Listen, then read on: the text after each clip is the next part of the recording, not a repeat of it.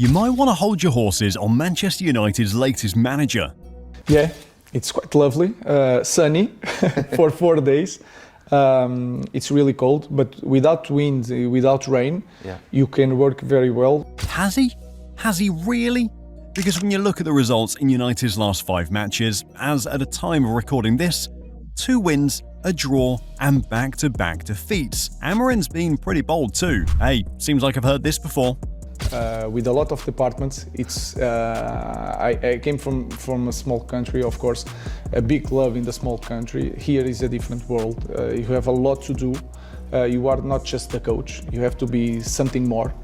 Erik ten Hag said the same thing, and we all know how that worked out. We have a good team, we have a good squad. We have to be more consistent, and we want to win in every competition we are taking part of, and definitely also in the Premier League. So what's the difference with Ruben Amorim? And why is he bound to fail at United? I really don't care. I know that. That's why we are Manchester United, and people expect to be on top 4. That I know. He's right. This is Manchester United, and the pressure and the history behind that team might just be what becomes his downfall eventually. For Ruben Amorim, he knows he's up against it. With Erik ten Hag, what the club wanted was a structure, an identifiable way they wanted to play. Something not just the owners, but the fans recognised. And over the 1.5 seasons he spent at the club, yes, it's safe to say they didn't quite have that. A club like United, despite all the talk about structures and systems of play, will always be judged by results. Ten Hag's record against top teams, and even the ones he was expected to beat, wasn't that impressive. He got the boot, and in came Ruben Amorim. So now guys, to understand if Amorim's indeed taken a doomsday job, we need to understand what he intends to bring to the table first. Call it Amorim ball if you like. In that 3-4-2-1 system, it's characterised by running, and as we've seen from both his Sporting and Benfica teams, neat, intricate passing. The use of wing-backs is the biggest feature in the setup. Running high up the pitch, they'll tend to supply the width most times, while the wingers out wide will end up becoming inside forwards in the new setup, playing closely with the main centre-forward. That's how we know Ruben Amorim, and that's how we believe he's going to play. With Amorim's system, it's about control, and to this end, he's got one of his former players in the team who perfectly understands what it means to play under the man. Primero, mantener la misma estructura, y creo que lo más importante es controlar el partido. Creo que eso es una característica muy importante, que es que no solo ganar, sino que controlar el partido. Primero para darnos más posibilidad a nosotros a ganar el partido, y también para reducir las chances del rival.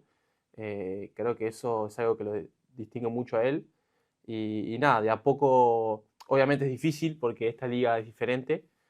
As Manuel Ugarte said, Amorim's idea is to control the game and reduce the chances the opposition has to score. If they get the balance right, then this becomes possible, because they'll have the numbers on either side of the pitch with the wing-backs and 3 at the back. However, at United, Amorim's pre-position might change slightly. The thing is, he's come into the team and is expected to implement changes straight away. As a result, he might not have the time to buy his players into the system and the idea he wants to. He's so far stuck with his 3-4-2-1 system in all the matches United have played under him so far this campaign, and it's been a mixed bag. 2 wins, 3-2 against Bodo Glimt in the Europa League and 4-0 versus Everton in the league, a draw in the opening game versus Ipswich Town, and 2 defeats to Arsenal and Nottingham Forest. So now we know the tactics he intends to use, the next question is, does he have the right players in these positions? This is where it gets tricky. Part of what made Ruben Amorim a hit at Sporting wasn't just the system he used, but the players he had at his disposal. Not exactly star names, but players who understood the system. At United, on paper at least, it should be easy. In goal, Andre Onana fits the description of a modern-day goalie, with the ability to make saves like the ones we saw against Ipswich Town, and also the ability to play out the back and be comfortable at the back. The back is where it gets interesting though. We know Amorim wants to set up with a back 3, and the thing with this is, he'll need centre-backs who are comfortable being dragged out wide and having the pace to recover when they're taken into these positions. Matthias de Ligt, Lisandro Martinez, Harry Maguire, Victor Lindelof, Johnny Evans and Lenny Yoro. The list of centre-back options available to Ruben Amorim. Apart from Lenny Yoro, who remains largely untested at United due to a foot injury he sustained early on in the season, no centre-back in the current United team strikes you as a defender with pace who can play in this position, and this could be a problem. I mean, Lisandro Martinez could, but we're only saying this because of two things. He's looked very shaky in a back four, meaning there's a very big possibility he'll perform better in a back three, and his passing ability. A pretty weird stat here, but one that's important nonetheless. In terms of defenders bypassed by passes, or long balls from defenders that have beaten opposition defences in the United category, no one ranks higher than Lisandro Martinez, with 746 this season. But then again, he's just one in a long list of what United needs. Centre-backs who are comfortable not just with passing, and the speed to track back. If you think centre-backs might be a problem, check out the wing-back position. In that area, the team is lacking. Ruben Amorim has experimented in those positions quite a lot this season. In the opening game versus Ipswich Town, he played Diogo Dalot and Amad Diallo there. Versus Bodo Glimt, he played Anthony and Tyrell Malacia. And versus Everton, Amad Diallo and Diogo Dalot. The wing-back position is one that requires a lot of speciality, and to that end, Amorim has experimented with the players at his disposal, but he hasn't been able to find proper solutions in that area yet. Ultimately, when it gets down to it, how sustainable is the 3-4-2-1 system in the Premier League? If we go back to recent years, managers who had success with this system, the first name that comes to mind is Antonio Conte. In his Chelsea team, the one that won the league in 2017, he used wing-backs and brought a system that wasn't too familiar to the English game. We're seeing Ruben Amorim do the same here, but the problem is the sustainability. Just 1 year later, Conte lost his job as head coach at Chelsea after they failed to repeat the same success from 2017. He tried the same system at Spurs, but it didn't work. Unless Ruben Amorim is coming with a dynamic twist to his three at the back and wing-backs, it's just an indication that this is something we've seen before, and at that, something that didn't end well. Amorim must be well aware that the Manchester United job is a race against time. I'm not with Xhaka that he will have a lot of time because he has to start winning the fans over straight away.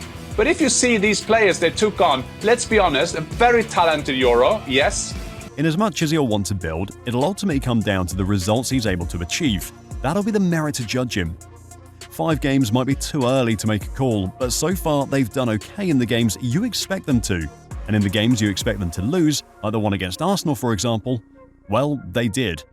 So I know that you can win, and you have Eric. Eric was amazing in Ajax. For me, he built the best 2 teams outside the 5 strongest leagues. So it's not just that, but I have one idea, so I know what to do. When I know what to do... You know, it's sad watching this already because he sounds like a nice guy who wants to come in and do a job at the club, but he's ultimately up against a long list of managers who have come in with the same ambitions and failed to deliver. On the subject of deliveries though, you know Football Historia will deliver the best football content on YouTube like this, and all you have to do is just subscribe to the channel. That's it. Back to Ruben Amorim now, and he's in a dangerous situation. Because if there's anything Manchester United has shown in the past, is that with a manager, it's beyond the football. No, the first thing I want to say that since the first day I felt great support from the ownership and for Omar, from Dan also, from Jason. So and Dan was part of that, and I'm really I felt a really support from them also. But this is football, and sometimes these things happen with players, with coaches. I know that is not the best situation, but the important thing is that we continue in our way. The path is really clear for everybody, and I think this can happen in football. He's been barely a few weeks at the club, and he's already having to deal with the team losing the sporting director, Dan Ashworth. According to multiple reports, the reason for letting Ashworth go was that the club and the new director didn't share the same ideas. Confusing. Ruben Amorim has already had to address the situation, and he's tried to play it down, saying it was due to other reasons and not a vision problem Dan Ashworth left. But it still doesn't add up. Is it down to the players then? It's a belief, like the word. You have to believe, and I believe in them, because when I start this week, you can say that is 1 week, 3 trainings. They change the coach. Of course, everybody is excited, but they are open to different things. Is the only thing that I ask: hard work, and you have to believe in the new idea. And I felt that. So until they prove me wrong, I believe in the players. Well, as we've just heard, the man says he believes in them. This might be a ploy from Amorim to get everyone on board with his vision and ideas for the club, but putting blind faith in the current crop of players he's got might not be such a good thing. At United, it's become an all too familiar story. Yes, points, but also we've seen managers go with fallouts with players being part of the reasons. It happened to Jose Mourinho and Paul Pogba, Jadon Sancho and Erik ten Hag. There's no guarantee that Amorim will not fall out with a player, and the club won't take it into account when assessing his future later on. With a job like United on the line, it'll be down to success. How quickly can he win? Not just trophies, but the fans too. I think he's got the same credentials that Erik ten Hag had, so I'm slightly sort of dubious about it, but I quite liked Erik ten Hag. I wanted him to have more of a chance. Safe to say, this fan doesn't exactly believe Amorim is the solution to the problems at the club, and in the stuff she said, there's a point. He might have achieved league success with Sporting CP, which in the context is quite an achievement, considering that before they won it in the 2020-21 season, they hadn't won the league in 19 years.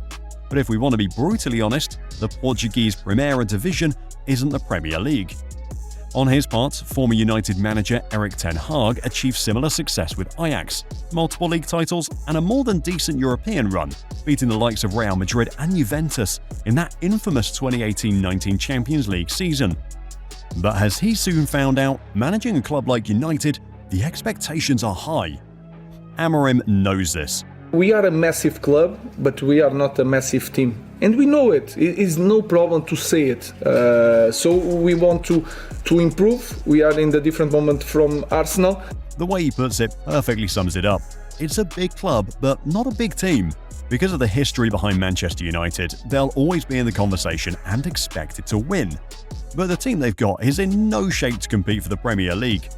What he's stated to be his ultimate target, and that's a fact. It's something we haven't tried yet. He's a coach. He doesn't have any other responsibilities than to coach the team. So it's not a manager. He's not interfering in all that. The club is now structured in that sense that you've got Dan Ashworth, who is the director of football. He's in control of all that, recruitment, scouting, all of that. Of course, the coach will have a say of players they're going to bring in. But this guy, Ruben Amorim, is known for being on the pitch with the players, being very good at what he does, but there's a clear identity. There's a footprint of who he is, and hopefully he can bring that to Manchester. This might come in to save him though. Ruben Amorim's official capacity and role at United is as a head coach, not a manager. This in turn means he's supposed to focus on the football aspect of things at the club. I want to say if he wins a trophy this season, it should buy him time, but from what we've seen in the past, again, it won't. The likes of Jose Mourinho, Louis van Gaal and even Erik ten Hag all won trophies in their respective spells in charge of the club, but all faced a sack after. At a club like Manchester United, the ultimate measure of success is in the Premier League.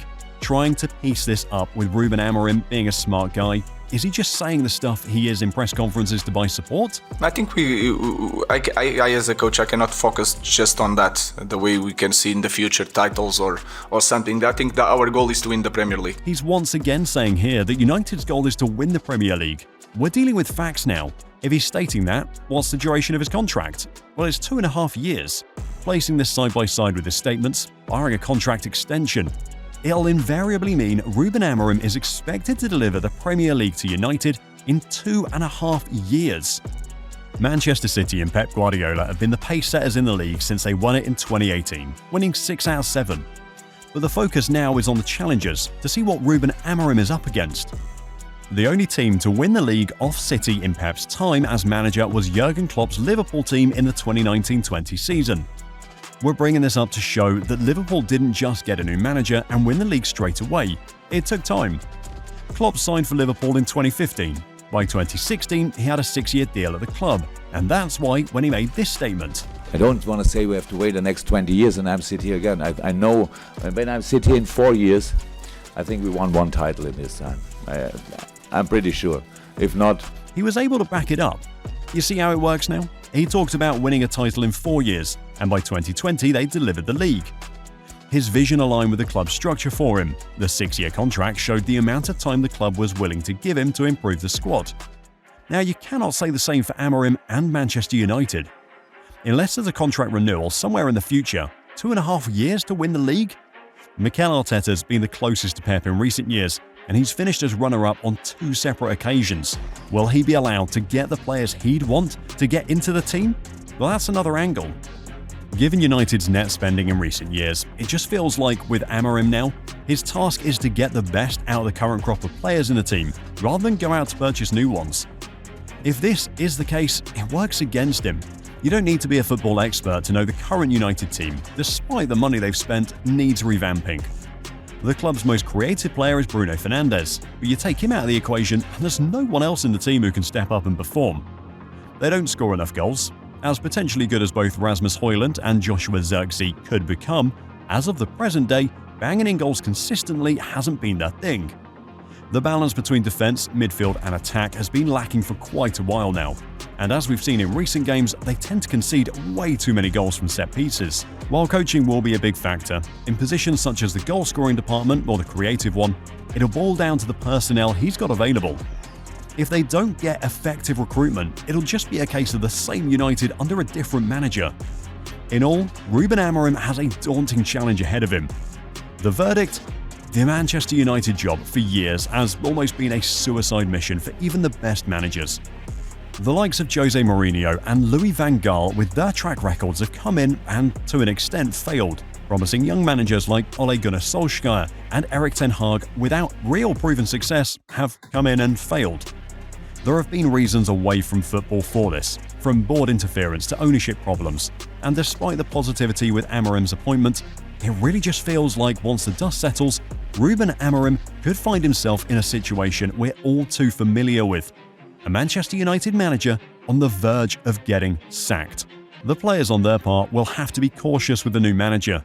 He might be young and want to defend the team, but when he flips the switch, it can go either way. Want to know why? Well, it's all in the next video. Click it to find out why Manchester United's players must be aware of Ruben Amorim.